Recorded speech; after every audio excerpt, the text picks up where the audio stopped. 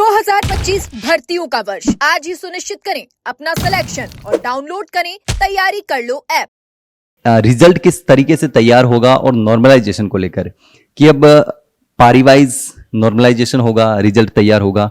तो ये नॉर्मलाइजेशन किस तरीके से होगा, पारी वाइज होगा, एक साथ होगा, और रिजल्ट उसके बाद किस आधार पर तैयार होगा, एक साथ होगा या फिर अलग अलग सेक्शन में? जिस तरीके से आपने फॉर्मूला बदला है तो उसके बाद कई सवाल भी हो रहे हैं। देखिए, पशुपचय परीक्षा हुई थी, उसके अंदर हमने जेड फॉर्मूलों का इस्तेमाल किया था और 6 पारी में परीक्षा की गई थी और फिर उसका रिजल्ट निकाला गया था। उसमें स्केलिंग हुई थी और जो मार्क्स किसी शिफ्ट में घटे थे, किसी में बढ़े थे और थोड़ा उसमें डिफरेंस ज़्यादा था।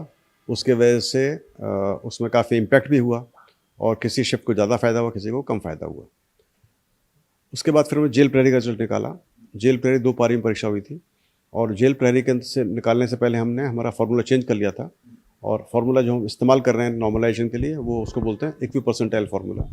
और इक्वी परसेंटाइल फार्मूला इस्तेमाल करके हमने जेल प्रहरी का रिजल्ट निकाला था, जो कि काफ़ी बेहतर सोल्यूशन हमको लगा और उसके जो रिजल्ट भी वो अच्छे थे।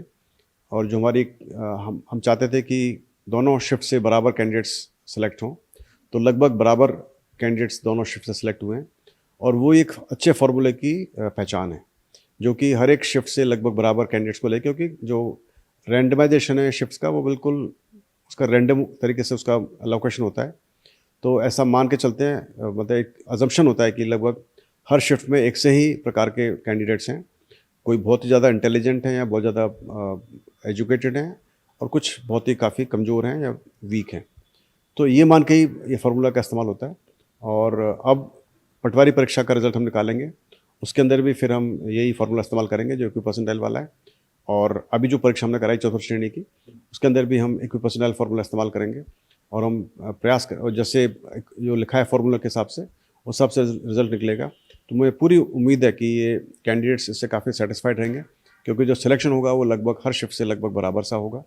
थोड़ा बहुत फ़र्क होता है क्योंकि फार्मूला इस तरह से बनाया गया है कि वो कैटर करता है कि यदि किसी शिफ्ट में ज़्यादा अच्छे बच्चे मतलब या उनके ज़्यादा मार्क्स अच्छे हैं या जो भी कुछ रीज़न है, और वो डिग्री ऑफ डिफ़िकल्टी को भी कैटर करता है और हर एक पारी की।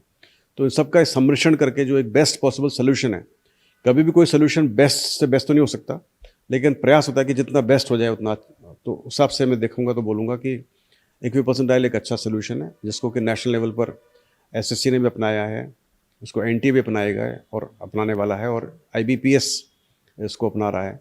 तो कहने का मतलब है कि अच्छा सोल्यूशन है और मुझे उम्मीद है कि कैंडिडेट्स इससे खुश रहेंगे और एक जस्टिस होगा हर एक उस कैंडिडेट के साथ में जो उसने पढ़ाई की है और मेहनत की और अटेम्प्ट किया है पेपर को।